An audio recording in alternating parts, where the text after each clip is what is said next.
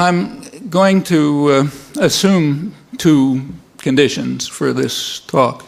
The first one is just what I assume to be a recognition of fact. That is that the events of September 11th were a horrendous atrocity, probably the most devastating instant human toll of any crime in history outside of war. The second has to do with the goal. I'm assuming that our goal is that we're interested in reducing the likelihood of such crimes, whether they're against us or against someone else. If you don't accept those two assumptions, then what I say will not be addressed to you. If we do accept them, then a number of questions arise, closely related ones, which merit a good deal of thought. One question, and by far the most important one, is what is happening right now. Implicit in that is what we can do about it. Second has to do with the very common assumption that what happened on September 11th is a historic event, one which will change history. I tend to agree with that. I think it's true. It was a historic event, and the question we should be asking is exactly why. A third question has to do with the title, the war against terrorism. Exactly what is it? And there's a related question, namely, what is terrorism? Fourth question, which is narrower but important, has to do with the origins of the crimes of September 11th. And the fifth question that I want to talk a little about is what policy options there are in fighting this war against terrorism and dealing with the situations that led to it. Well, let's start with right now. I will talk about the situation in Afghanistan. I'll just keep to uncontroversial sources like the New York Times. According to the New York Times, there are 7 to 8 million people in Afghanistan on the verge of starvation. That was true actually before September 11th. They were surviving on international aid. On September 16th, the Times reported, I'm quoting it, that the United States demanded from Pakistan the elimination of truck convoys that provide much of the food and other supplies to Afghanistan's civilian population. As far as I could determine, there was no reaction in the United States, or for that matter in Europe, to the demand to impose massive starvation on millions of people. The threat of military strikes forced the removal of international aid workers that crippled the assistance programs. Actually, I'm quoting again from the New York Times. Refugees reaching Pakistan after arduous journeys from Afghanistan are describing scenes of desperation and fear at home as the threat of American-led military attacks turns their long-running misery into a potential catastrophe.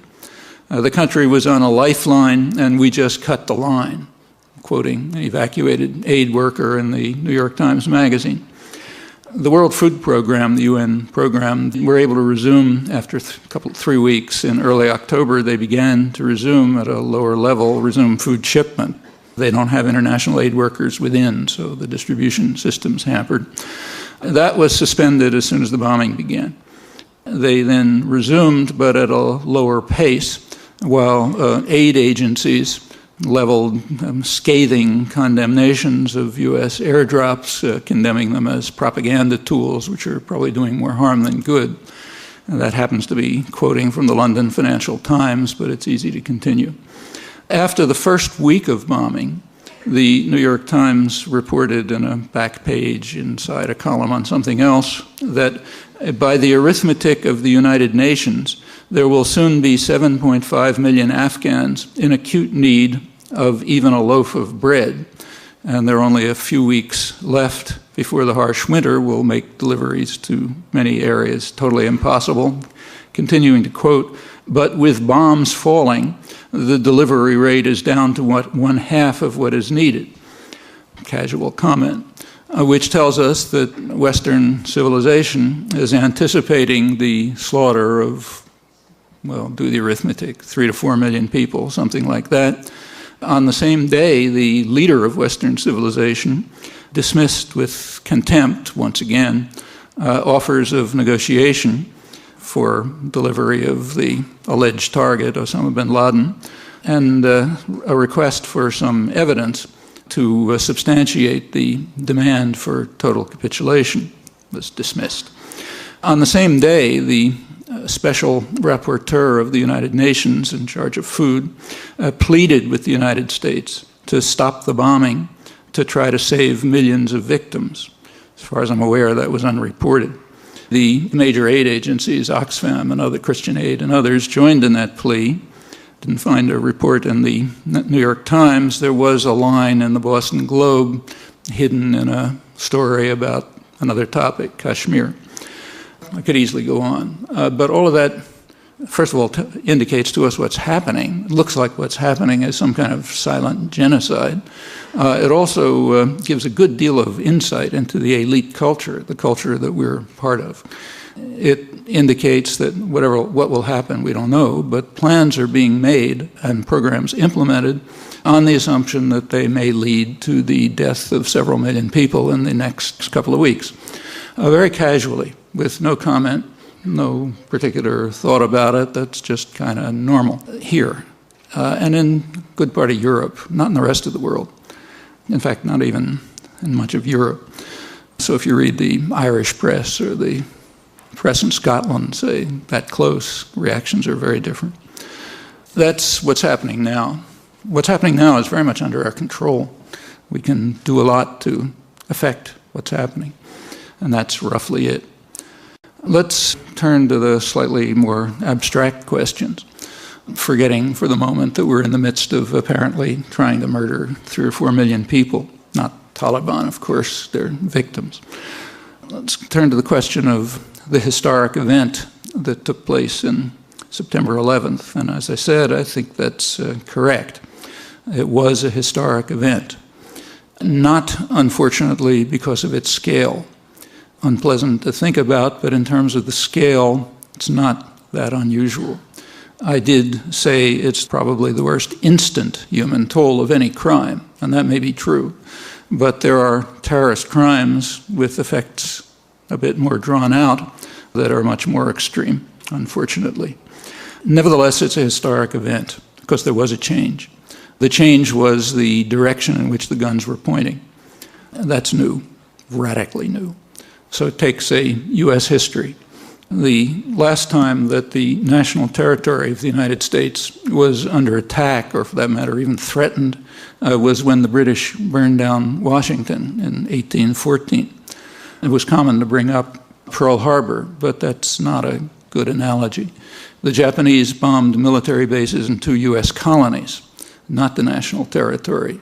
Colonies which had been taken from their inhabitants in not a very pretty way.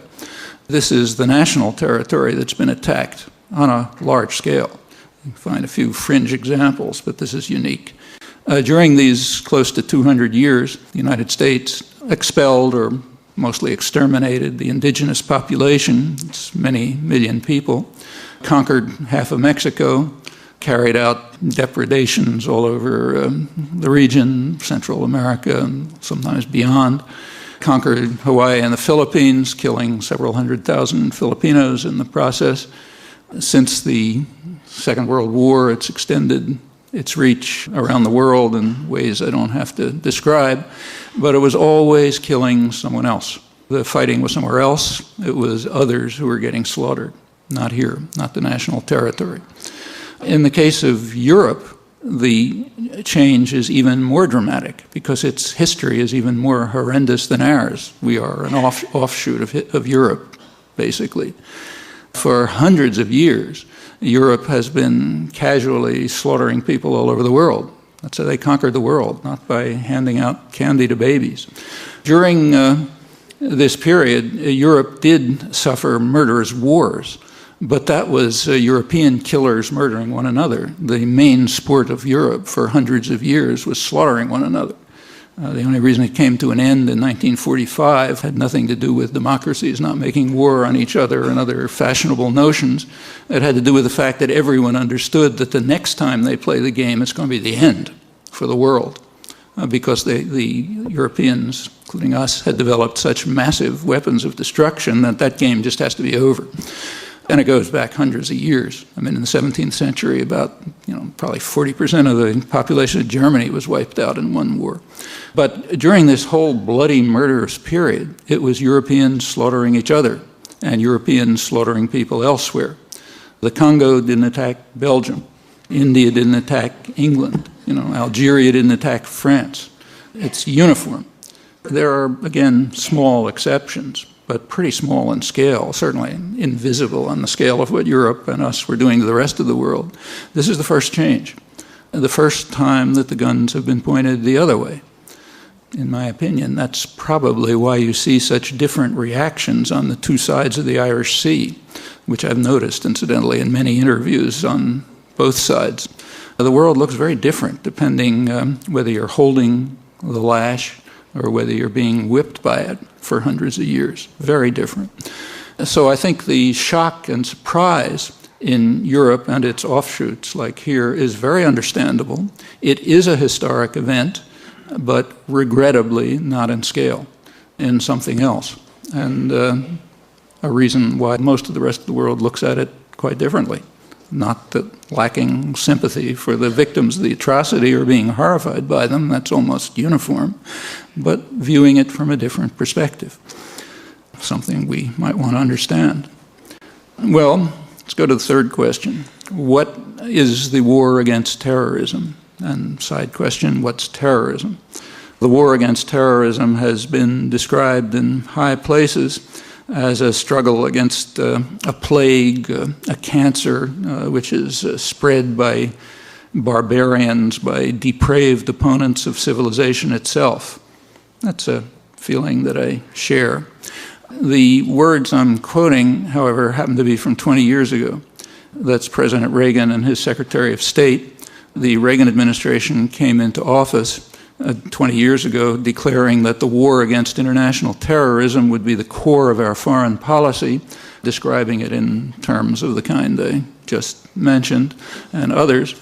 It was the core of our foreign policy. The Reagan administration responded to this plague spread by depraved opponents of civilization itself by creating an extraordinary international terrorist network, totally unprecedented in scale, which carried out massive atrocities all over the world, partly nearby, but not only there. I won't run through the record. You're all educated people, so I'm sure you learned about it in high school. But I'll just mention one case which is totally uncontroversial, so we don't have to argue about it. By no means the most extreme, but uncontroversial. It's uncontroversial because of the judgments of the highest international authorities, the International Court of Justice, the World Court, and the UN Security Council. So this one is uncontroversial, at least among people who have some minimal concern for international law, human rights, justice, and other things like that. And now I'll leave you an exercise. You can estimate the size of that category by simply asking how often this uncontroversial case has been mentioned in the commentary of the last month. And it's a particularly relevant one, not only because it's uncontroversial, but because it does offer a precedent as to how a law-abiding state did respond, in fact, to a case of international terrorism, which is uncontroversial, and was even more extreme than the events of September 11th. I'm talking about the Reagan-U.S. war against Nicaragua, which left tens of thousands of people dead, the country ruined, perhaps beyond recovery. Nicaragua did respond. They didn't respond by setting off bombs in Washington. They responded by taking it to the World Court, presenting a case. They had no problem putting together evidence. The World Court accepted their case, ruled in their favor, condemned what it called the unlawful use of force, which is another word for international terrorism, by the United States, ordered the United States to terminate the crime and to pay massive reparations. The United States, of course, dismissed the court judgment with total contempt and announced that it would not accept the jurisdiction of the court henceforth. Nicaragua then went to the UN Security Council, which considered a resolution calling on all states to observe international law. No one was mentioned, but everyone understood. The United States vetoed the resolution. It now stands as the only state on record which has both been condemned by the World Court for International Terrorism and has vetoed the Security Council resolution calling on states to observe international law. Nicaragua then went to the General Assembly, where there's technically no veto, but a negative U.S. vote amounts to a veto.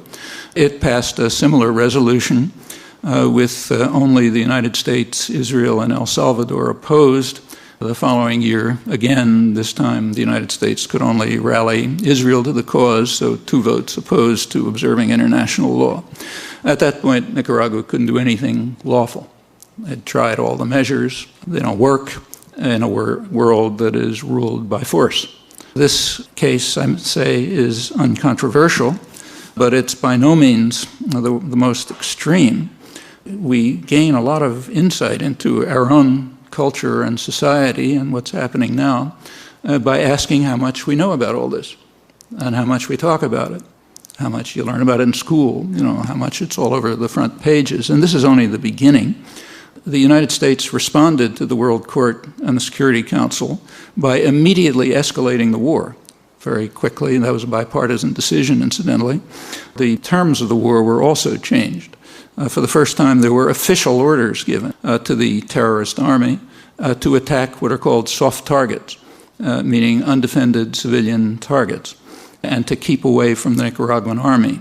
They were able to do that because the United States had total control of the air over Nicaragua. The mercenary army was supplied with advanced communication equipment. It wasn't a guerrilla army in the normal sense, and could get instructions about the disposition of Nicaraguan army forces so they could attack agricultural collectives, health clinics, and so on, soft targets, with impunity. Those were the official orders. What was the reaction? It was known, and there was a reaction to it. The policy was regarded as sensible by left liberal opinion.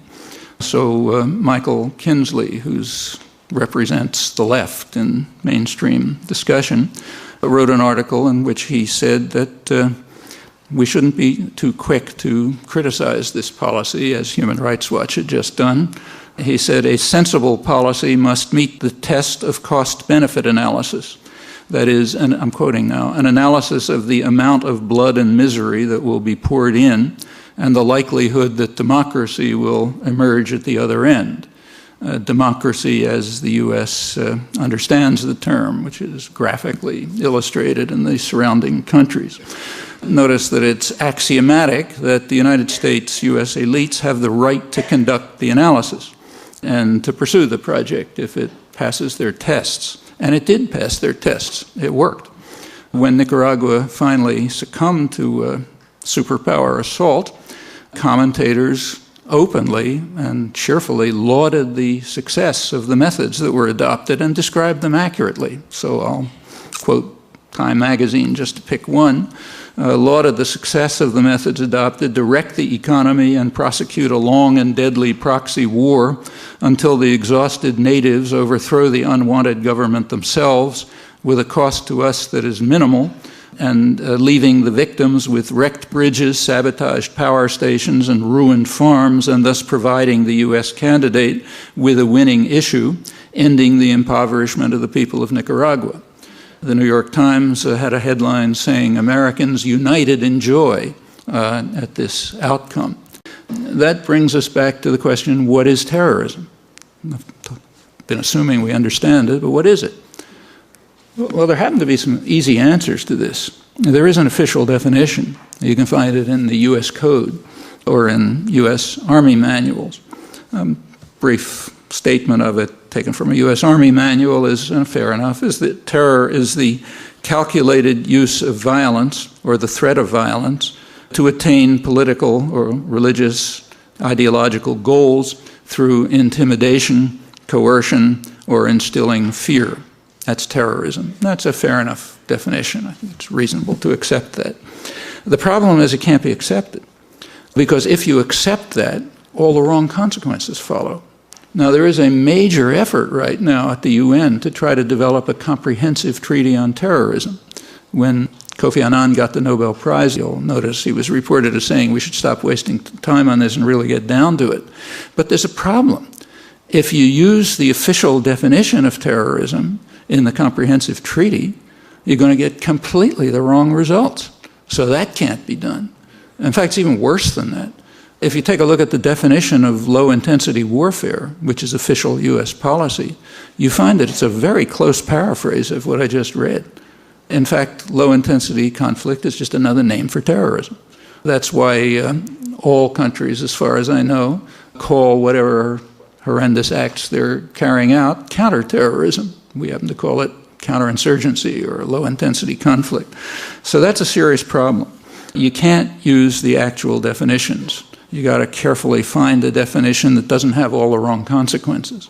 There are some other problems. Some of them came up in December 1987 at the peak of the first war on terrorism. That's when furor over the plague was peaking. And the United Nations General Assembly passed a very strong resolution against terrorism, condemning the plague in the strongest terms, calling on every state to fight against it in every possible way. It passed unanimously. One country, Honduras, abstained. 2 votes against, the usual 2, United States and Israel. Why should the United States and Israel vote against a major resolution condemning terrorism in the strongest terms? In fact, pretty much the terms that the Reagan administration was using. Well, there's a reason. There was one paragraph in that long resolution which said that nothing in this resolution infringes on the rights of people struggling against racist and colonialist regimes or foreign military occupation to continue their resistance with the assistance of others, other states outside, in their just cause.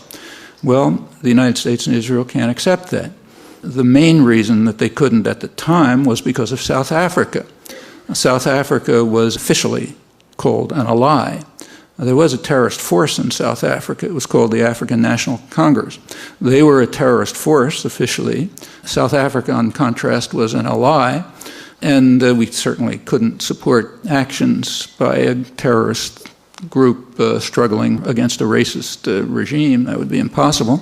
And of course, there's another one, namely the Israeli-occupied territories, and now going into its 35th year, supported primarily by the United States, been blocking a diplomatic settlement for 30 years now, it still is, and you can't have that. There was another one at the time. Israel was occupying southern Lebanon and was being combated by what the U.S. calls a terrorist force, Hezbollah, which in fact succeeded in driving Israel out of Lebanon. And you can't allow anyone to struggle against a military occupation when it's one that we support. So therefore, the U.S. and Israel had to vote against the major UN resolution on terrorism. And I mentioned before that a U.S. vote against is essentially a veto, which is only half the story. It also vetoes it from history. So none of this was ever reported, and none of it appears in the annals of terrorism. You look at the scholarly work on terrorism and so on, nothing that I've just mentioned appears. The reason is it's got the wrong people holding the guns. You have to carefully hone the definitions and the scholarship and so on so that you come out with the right conclusions. Otherwise, it's not respectable scholarship and honorable journalism. These are some of the problems that are hampering the effort to develop a comprehensive treaty against terrorism. Maybe we should have an academic conference or something to try to see if you can figure out a way of defining terrorism so that it comes out with just the right answers, not the wrong answers. That won't be easy. Well, let's drop that and turn to the fourth question, a narrow one. What are the origins of the September 11th crimes? Here we make a distinction between 2 categories, which shouldn't be run together. One is the actual agents of the crime. The other is a kind of a reservoir of at least sympathy, sometimes support, that they appeal to even among people who very much oppose the criminals and the actions. And those are 2 different things. Well, with regard to the perpetrators, in a certain sense, we're not really clear. The United States either is unable or unwilling to provide any evidence, any meaningful evidence. There was a sort of a play when Tony Blair was set up to try to present it. I don't exactly know what the purpose of this was, maybe so that the U.S. could look as though it's holding back on some secret evidence that it can't reveal, or that Tony Blair could strike proper Churchillian poses or something or other. Whatever the PR reasons were, he gave a presentation which was, in serious circles, considered so absurd that it was barely even mentioned. So the Wall Street Journal, for example, one of the more serious papers, had a small story on page 12, I think, in which they pointed out that there isn't much evidence, and then they quoted some high U.S. official as saying it doesn't even matter whether there's any evidence because we're going to do it anyway. So why bother with the evidence? The more ideological press, like the New York Times and others, they had big front page headlines. But the Wall Street Journal reaction was reasonable, and if you look at the evidence, so-called evidence, you can see why. But let's assume it's true. It was astonishing to me how weak the evidence was. I mean, I sort of thought you could do better than that without any intelligence service. In fact, remember, this was after weeks of the most intensive investigation in history of all the intelligence services of the Western world working overtime trying to put something together. And it was a prima facie, it was a very strong case, even before you had anything. And it ended up about where it started, with a prima facie case. So let's assume it's true. So let's assume that the actual perpetrators come from the radical Islamic, here called fundamentalist, networks, of which the bin Laden network is undoubtedly a significant part. Whether they were involved or not, nobody knows. It doesn't really matter much. That's the background, those networks. Well, where do they come from? Well, we know all about that. Nobody knows about that better than the CIA because it helped organize them. And it nurtured them for a long time. They were brought together in the 1980s, actually, by the CIA and its associates elsewhere. Pakistan, Britain, France, Saudi Arabia, Egypt. China was involved. They may have even been involved a little bit earlier, maybe by 1978. The idea was to try to harass the Russians, the common enemy. According to President Carter's national security advisor, Zbigniew Brzezinski, the U.S. got involved in mid-1979. You remember, just to put the dates right, that Russia invaded Afghanistan in December 1979. Okay. According to Brzezinski, the U.S. support for the Mujahideen fighting against the government began in 6 months earlier, and he's very proud of that. He says we drew the Russians into, in his words, an Afghan trap by supporting the Mujahideen, getting them to invade, getting into the trap. Then we could develop this terrific mercenary army, not a small one, maybe 100,000 men or so, bringing together the best killers they could find, who were radical Islamist fanatics from around North Africa, Saudi Arabia, anywhere they can find them. They're often called the Afghanis, but many of them, like bin Laden, were not Afghans. They were brought by the CIA and its friends elsewhere. Whether Brzezinski is telling the truth or not, I don't know. He may have been bragging. He's apparently very proud of it, knowing the consequences, incidentally. But maybe it's true. We'll know someday if the documents are ever released. Anyway, that's his perception. By January 1980, it's not even in doubt. The U.S. was organizing the Afghanis and this massive military force to try to cause the Russians maximal trouble. It was a legitimate thing for the Afghans to fight the Russian invasion, but the U.S. intervention was not helping the Afghans. In fact, it helped destroy the country and much more. It did force the Russians to withdraw, finally, although many analysts believe it probably delayed their withdrawal because they were trying to get out already. Anyway, whatever, they did withdraw. Meanwhile, the terrorist forces that the CIA was organizing, arming, and training, were pursuing their own agenda right away. It was no secret.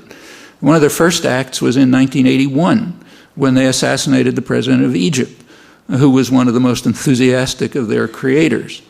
In 1983, one suicide bomber, who may or may not have been connected, it's pretty shadowy, nobody knows, but one suicide bomber drove the U.S. Army military out of Lebanon. And it continued. They have their own agenda. The U.S. was happy to mobilize them to fight its cause, but meanwhile they're doing their own thing, and they were very clear about it. After 1989, when the Russians had withdrawn, they simply turned elsewhere. Since then, they've been fighting in Chechnya, in Western China, and Bosnia, Kashmir, Southeast Asia, North Africa, all over the place. They're telling us just what they think. You know, the United States wants to silence the one free television channel in the Arab world because it's broadcasting a whole range of things, from Powell over to Osama bin Laden. So the U.S. is now joining the repressive regimes of the Arab world to try to shut it up. But if you listen to it, if you listen to what bin Laden says, it's worth it. I mean, there are plenty of interviews. And there are plenty of interviews by leading Western reporters, if you don't want to listen to his own voice, Robert Fisk and others. And what he's been saying is pretty consistent for a long time. He's not the only one, though maybe he's the most eloquent. It's not only consistent over a long time, it's consistent with their actions. So there's every reason to take it seriously. Their prime enemy is what they call the corrupt and oppressive, authoritarian, brutal regimes of the Arab world. And when they say that, they get quite a resonance in the region. And they want to replace them by properly Islamist governments. That's where they lose the people of the region. But up till then, they're with them. From their point of view, even Saudi Arabia, the most extreme fundamentalist state in the world, I suppose, short of the Taliban, which is an offshoot, even that's not Islamist enough for them. It has even more than that. Okay, at that point, they get very little support. But up until that point, they get plenty of support. Also, they want to defend Muslims elsewhere. They hate the Russians like poison. But as soon as the Russians pulled out of Afghanistan, they stopped carrying out terrorist acts in Russia, as they'd been doing with CIA backing before that in Russia, not just in Afghanistan. They did move over to Chechnya, but there they're defending Muslims against the Russian invasion. Same with all the other places I mentioned. From their point of view, they're defending Muslims against the infidels. And they're very clear about it, and that's what they've been doing. Why did they turn against the United States? Well, that had to do with what they called the U.S. invasion of Saudi Arabia. In 1990, the U.S. established permanent military bases in Saudi Arabia, which, from their point of view, is comparable to the Russian invasion of Afghanistan, except that Saudi Arabia is way more important. That's the home of the holiest sites of Islam. And that's when their activities turned against the United States. Recall that in 1993, they tried to blow up the World Trade Center. Got part of the way, but not the whole way, and that was only part of it. The plans were to blow up the UN building, the Holland and Lincoln tunnels, the FBI building. I think there were others on the list. Well, they sort of got part way, but not all the way. The person who was jailed for that, finally, among the people who was jailed, was an Egyptian cleric who had been brought into the United States over the objections of the Immigration Service, thanks to the intervention of the CIA, which wanted to help out their friend. A couple of years later, he was blowing up the World Trade Center. And this has been going on all over. I'm not going to run through the list, but if you want to understand it, it's consistent. It's a consistent picture. It's described in words. It's revealed in practice for 20 years. No reason not to take it seriously. That's the first category, the likely perpetrators. But what about the reservoir of support? Well, it's not hard to find out what that is. One of the good things that's happened since September 11th is that some of the press and some discussion has begun to open up to some of these things. The best one, to my knowledge, is the Wall Street Journal, which right away began to run, within a couple of days, serious reports, serious reports on the reasons why people of the region, even if they hate bin Laden and despise everything he's doing, nevertheless support him in many ways and even regard him as the conscience of Islam, as one said. Now, the Wall Street Journal and others, they're not surveying public opinion. They're surveying the opinion of their friends, bankers, professionals, international lawyers, businessmen tied to the United States, people who they interview in McDonald's restaurants, which is an elegant restaurant. They're wearing fancy American clothes. That's the people they're interviewing, because they want to find out what their attitudes are. And their attitudes are very explicit and very clear, and in many ways consonant with the message of bin Laden and others. They are very angry at the United States because of its support of authoritarian and brutal regimes. It's intervention to block any move towards democracy. It's intervention to stop economic development. It's policies of devastating the civilian society of Iraq while strengthening Saddam Hussein. And they remember, even if we prefer not to, that the United States and Britain supported Saddam Hussein right through his worst atrocities, including the gassing of the Kurds. Bin Laden brings that up constantly, and they know it, even if we don't want to. And of course, their support for the Israeli military occupation, which is harsh and brutal. It's now in its 35th year. The U.S. has been providing the overwhelming economic, military, and diplomatic support for it, and still does. And they know that, and they don't like it, especially when that's paired with U.S. policy toward Iraq, toward the Iraqi civilian society, which is getting destroyed. Okay, those are the reasons, roughly. And when bin Laden gives those reasons, yeah, people recognize it and support it. Now, that's not the way people here like to think about it, at least educated liberal opinion. They like the following line, which has been all over the press, mostly from left liberals, incidentally. I haven't done a real study, but I think right-wing opinion has generally been more honest.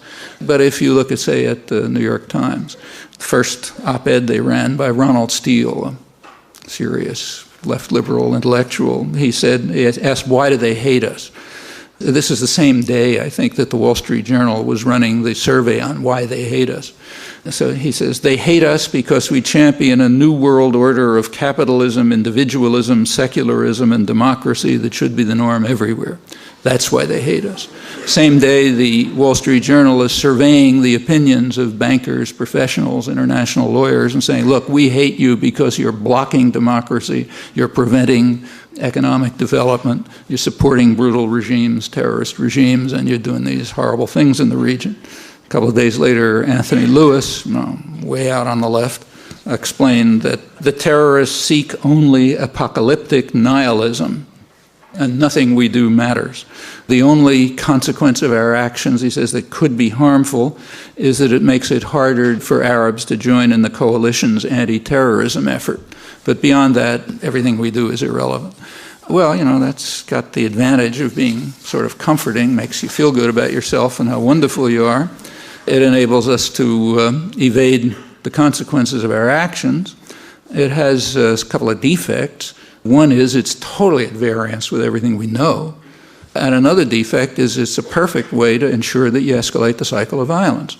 If you want to live with your head buried in the sand and pretend they hate us because they're opposed to globalization, that's why they killed Sadat 20 years ago and fought the Russians and tried to blow up the World Trade Center in 1993. And these are all people who are right in the midst of what the corporate globalization. But if you want to believe that, yeah, it's comforting. And it's a great way to make sure that violence escalates. That's tribal violence. You did something to me, I'll do something worse to you. I don't care what the reasons are, and we just keep going that way. That's a way to do it. Pretty much straight left liberal opinion. What are the policy options? There are a number. A narrow policy option from the beginning was to follow the advice of really far-out radicals like the Pope, and Vatican immediately said, look, it's a horrible terrorist crime. In the case of a crime, you try to find the perpetrators, you bring them to justice, you try them, you don't kill innocent civilians. Like if somebody robs my house and I think the guy who did it is probably in a neighborhood across the street, I don't go out with an assault rifle and kill everybody in that neighborhood. That's not the way you deal with a crime, whether it's a small crime like this one or a really massive one like the U.S. terrorist war against Nicaragua and even worse ones and others in between. And there are plenty of precedents for that. In fact, I mentioned a precedent, Nicaragua, a law-abiding state, which is presumably why we had to destroy it, which followed the right principles. Now, of course, it didn't get anywhere because it was running up against a power that wouldn't allow lawful procedures to be followed. But if the United States tried to pursue them, nobody would stop it. In fact, everyone would applaud. And there are plenty of other precedents. When the IRA set off bombs in London, which was a pretty serious business, apart from the fact that it was unfeasible, let's put that aside, one possible response would have been to destroy Boston. which is the source of most of the financing. And of course, to wipe out West Belfast. Well, quite apart from feasibility, there would have been criminal idiocy. The way to deal with it was pretty much what they did. Find the perpetrators, bring them to trial, and look for the reasons. Because these things don't come out of nowhere. They come out of something. And whether it's a crime in the streets or a monstrous terrorist crime or anything else, there's reasons. And usually if you look at the reasons, some of them are legitimate and ought to be addressed. Independently of the crime, they ought to be addressed because they're legitimate. And that's the way you deal with it. There's many such examples. But there are problems with that. One problem is that the United States does not recognize the jurisdiction of international institutions, so it can't go to them.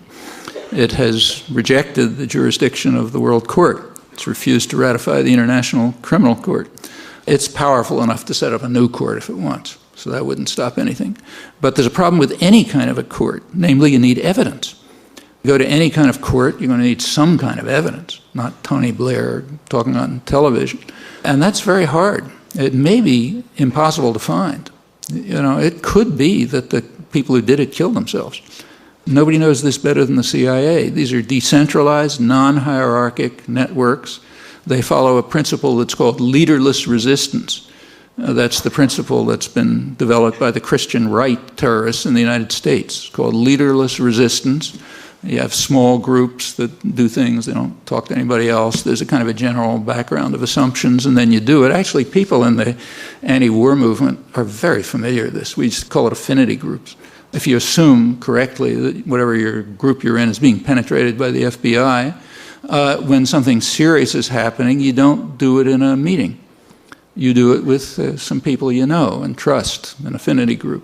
And then it doesn't get penetrated. That's one of the reasons why the FBI has never been able to figure out what's going on in any of the popular movements. And other intelligence agencies are the same. They can't, That's leaderless resistance, or affinity groups and decentralized networks are extremely hard to penetrate. And it's quite possible that they just don't know. When Osama bin Laden claims he wasn't involved, that's entirely possible. In fact, it's pretty hard to imagine how a guy in a cave in Afghanistan who doesn't even have a radio or a telephone could have planned a highly sophisticated operation like that. Chances are it's part of the background, like other leaderless resistance terrorist groups, which means it's going to be extremely hard to find evidence. The U.S. doesn't want to present evidence because it wants to be able to do it, to act without evidence. That's a crucial part of the reaction. You'll notice that the U.S. did not ask for Security Council authorization, which they probably could have gotten this time, not for pretty reasons, but because the other permanent members of the Security Council are also terrorist states. They are happy to join a coalition against what they call terror, namely in support of their own terror. Like Russia wasn't going to veto it, they love it. So the U.S. probably could have gotten Security Council authorization, but it didn't want it. And it didn't want it because it follows a long-standing principle, which is not George Bush. It was explicit in the Clinton administration, articulated, and it goes back much further. And that is that we have the right to act unilaterally. We don't want international authorization because we act unilaterally. And therefore, we don't want it. We don't care about evidence. We don't care about negotiation. We don't care about treaties. We're the strongest guy around, toughest thug on the block. We do what we want. Authorization is a bad thing, and therefore must be avoided. There's even a name for it in the technical literature. It's called establishing credibility. You have to establish credibility. That's an important factor in many policies. It was the official reason given for the war in the Balkans, and the most plausible reason. You want to know what credibility means? Ask your favorite mafia don. I'll explain to you what credibility means. And it's the same in international affairs, except, it's talked about in universities. You do it with big words and that sort of thing. But it's basically the same principle. And it makes sense, and it usually works. The main historian who's written about this for the last several hundred years is Charles Tilly. His book called Coercion and Violence. And he points out that violence has been the leading principle of Europe for hundreds of years. And the reason is because it works. It's very reasonable. It almost always works when you have an overwhelming predominance of violence and a culture of violence behind it. So therefore it makes sense to follow it. Well, those are all problems in pursuing lawful paths. And if you did try to follow them, you'd really open some very dangerous doors. Like the U.S. is demanding that the Taliban hand over Osama bin Laden. And they're responding in a way which is regarded as totally absurd and outlandish in the West. Namely, they're saying, okay, but first give us some evidence. In the West, that's considered ludicrous. It's a sign of their criminality. How can they ask for evidence? I mean, if somebody asked us to hand someone over, we'd do it tomorrow. We wouldn't ask for any evidence. In fact, it's easy to prove that. We don't have to make up cases. So, for example, for the last several years, Haiti has been requesting the United States to extradite Emmanuel Constant, who's a major killer. He was one of the leading figures in the slaughter of maybe 4,000 or 5,000 people in the years in the mid-90s under the military junta, which incidentally was being not so tacitly supported by the Bush and the Clinton administrations, contrary to illusions.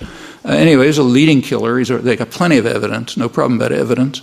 He's already been brought to trial and sentenced in Haiti, and they're asking the United States to turn him over. Well, I mean, do your own research. See how much discussion there's been of that. Actually, Haiti renewed the request. It wasn't even mentioned. Why should we turn over a convicted killer who was largely responsible for killing 4,000 or 5,000 people a couple of years ago? In fact, if we do turn him over, who knows what he'll say? Maybe he'll say that he was being funded by and helped by the CIA, which is probably true. We don't want to open that door. What about reactions in Afghanistan? The initial proposal, the initial rhetoric, was for a massive assault, which would kill many people visibly, and also an attack on other countries of the region. Well, the Bush administration wisely backed off from that. They were being told by every foreign leader, NATO, everyone else, every specialist, I suppose their own intelligence agencies, that would be the stupidest thing they could possibly do. It would simply be like opening recruiting offices for bin Laden all over the region. That's exactly what he wants, and it would be extremely harmful to their own interests. So they backed off that one. They're turning to what I described earlier, which is a kind of silent genocide. Well, I already said what I think about it. And I don't think anything has to be said. You can figure it out if you do the arithmetic.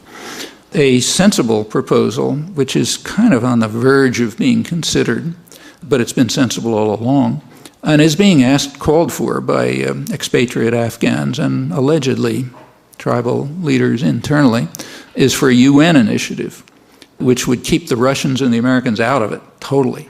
I mean, these are the two countries that have practically wiped the country out in the last 20 years. They should be out of it. They should provide massive reparations, but that's their only role. A UN initiative to bring together elements within Afghanistan that would try to construct something from the wreckage. It's conceivable that that could work with plenty of support and no interference. If the U.S. insists on running it, you might as well quit. We have a historical record on that one. You'll notice that the name of this operation, remember at first it was going to be a crusade, but they backed off that because PR agents told them that wouldn't work. And then it was going to be infinite justice, but the PR agent said, wait a minute, you're sounding like you're divinity, so that wouldn't work. And then it was changed to enduring freedom. We know what that means, but nobody has yet pointed out, fortunately, that there's an ambiguity there. To endure means to suffer. And there are plenty of other people around the world who have endured what we call freedom. Again, fortunately, we have a very well-behaved, educated class, so nobody has yet pointed out this ambiguity. But if it's done, there'll be another problem to deal with. But if we can back off enough so that some more or less independent agency, maybe the UN, maybe credible NGOs, can take the lead in trying to reconstruct something from the wreckage with plenty of assistance, and we owe it to them, then maybe something would come out. Beyond that, there are other problems. We certainly want to reduce the level of terror, certainly not escalate it. There's one easy way to do that, and therefore it's never discussed, namely stop participating in it. That would automatically reduce the level of terror enormously. But that you can't discuss. Well, we ought to make it possible to discuss it. So that's one easy way to reduce the level of terror. Beyond that, we should rethink the kinds of policies, and Afghanistan's not the only one, in which we organize and train terrorist armies. That has effects. We're seeing some of the effects now. September 11th is one. Rethink it. Rethink the policies that are creating a reservoir of support. Exactly what the bankers and lawyers and so on are saying in places like Saudi Arabia, and on the streets it's much more bitter, as you can imagine. That's possible. Those policies aren't graven in stone. And furthermore, there are opportunities. It's hard to find many rays of light in the last couple of weeks, but one of them is that there is an increased openness.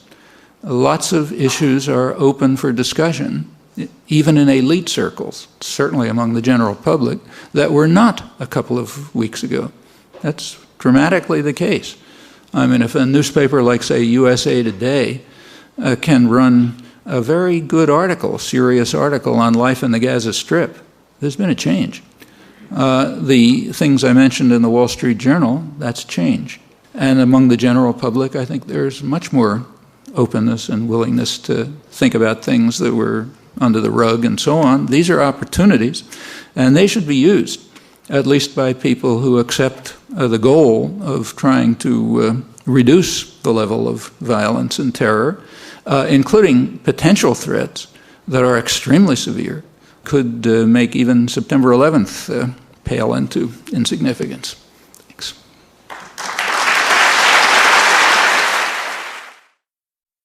That's the culture in which we live. And it reveals several facts. One is the fact that terrorism works. It doesn't fail. It works. Violence usually works. That's world history. Secondly, it's a very serious analytic error to say, as is commonly done, that terrorism is a weapon of the weak. Like other means of violence, it's primarily a weapon of the strong, overwhelmingly, in fact. It is held to be a weapon of the weak because the strong also control the doctrinal systems, and their terror doesn't count as terror. That's close to universal. I can't think of an exception, historical exception. Even the worst mass murderers viewed the world that way. So take the Nazis. They weren't carrying out terror in occupied Europe. They were protecting the population from the terrorism of the partisans. And like other resistance movements, there was terrorism. The Nazis were carrying out counter-terror. Furthermore, the United States essentially agreed with that. After the war, the U.S. Army did extensive studies of Nazi counter-terror operations in Europe. First, I should say that the U.S. picked them up and began carrying them out itself, often against the same targets, the former resistance. But the military also studied the Nazi methods, published interesting studies, sometimes critical of them because they were inefficiently carried out. So there's a critical analysis of, they didn't do this right, they didn't do that right. But those methods, with the advice of Wehrmacht officers who were brought over here, became the manuals of counterinsurgency, of counterterror, of low-intensity conflict, as it's called, and are the manuals and are the procedures that are being used. So it's not just that the Nazis did it, it's that it was regarded as the right thing to do by the leaders of Western civilization, that is us, who then proceeded to do it themselves. Terrorism is not the weapon of the weak. It is the weapon of those who are against us, whoever us happens to be. And if you can find a historical exception to that, I'd be interested in seeing it.